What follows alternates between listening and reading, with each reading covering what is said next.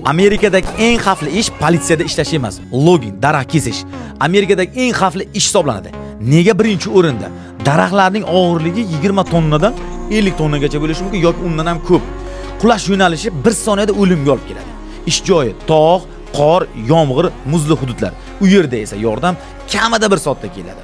Har bir 100 mingta ishchidan 70 tadan ortig'i o'ladi. Bu ko'rsatkich politsiya va askarlardan ham yuqori.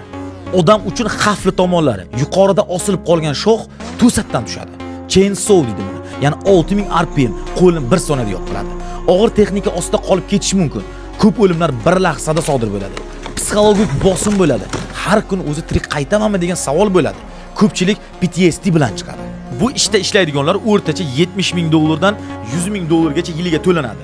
Tajribalar esa eng kami 120 ming dollardan boshlanadi. Chunki ular eng xavfli hududlarga uzatiladi. Misol uchun Alaska, Montana, Oregon, Washington. Ko'plab daraxt kesuvchilar bilasizmi?